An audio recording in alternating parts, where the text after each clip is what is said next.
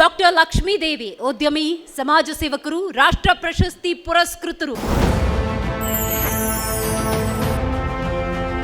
Doctor Lakshmi Devi ಉದ್ಯಮಿ ಮತ್ತು ಸಮಾಜ ಸೇವಕರು.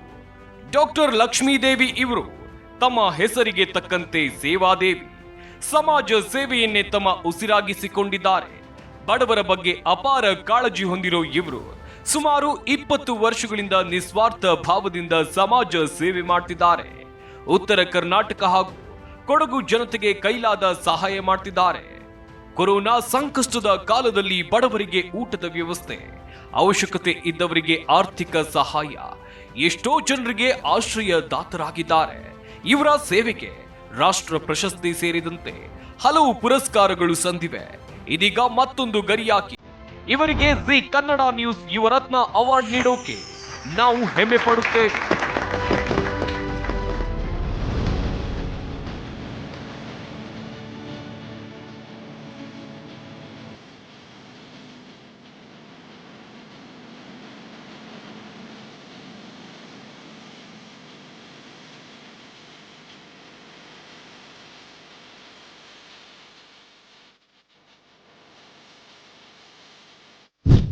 ಈ ಸಂದರ್ಭದಲ್ಲಿ ನಿಮ್ಗೆ ಎಷ್ಟು ಖುಷಿ ಆಗ್ತಾ ಇದೆ G Kannada news Yuvaratna award ಪಡೆದು?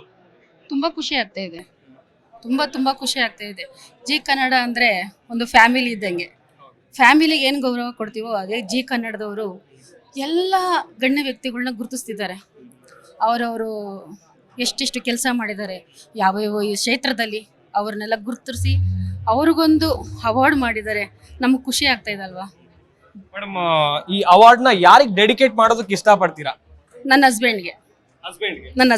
ಪ್ರತಿಯೊಂದು ಸಂದರ್ಭದಲ್ಲೂ ಸಹಕಾರ ನೀಡಿದ್ರು, ನಿಮ್ ಜೊತೆಯಾಗಿ ನಿಂತರು, ಎಲ್ಲ ವಿಚಾರದಲ್ಲೂ ನನ್ನ ಜೊತೆಯಲ್ಲಿದ್ದಾರೆ. ಪ್ರತಿಯೊಂದು ಹೆಜ್ಜೆಯಲ್ಲೂ ನನ್ನ ಜೊತೆಯಲ್ಲಿ ನನ್ನ ಸಹಕಾರವಾಗಿ ನಿಂತಿರೋದಕ್ಕೆ ನಾನು ಈ ಕೆಲಸ ಮಾಡ್ಕೊಂಡು ಬಂದಿದ್ದೀನಿ. ಇಲ್ಲಾಂದ್ರೆ ನನ್ನ ಕೈಲಿ ಆಗ್ತಾ ಇರಲಿಲ್ಲ. ಈ ಅವಾರ್ಡ್ ಏನಿದ್ರು ಅವರು ಕೈ ಸೇರಬೇಕು, ಅವರು ಹೆಗಲೇ ಇರಬೇಕು ಅನ್ನೋದೇ ನನ್ನ ಆಸೆ. Congratulations madam. ಹಾಗೇನೆ ಜಿ ಕನ್ನಡ ನ್ಯೂಸ್ ಜೊತೆಗೆ ಮಾತನಾಡಿದ್ದಕ್ಕಾಗಿ ಧನ್ಯವಾದ. Thank you so much.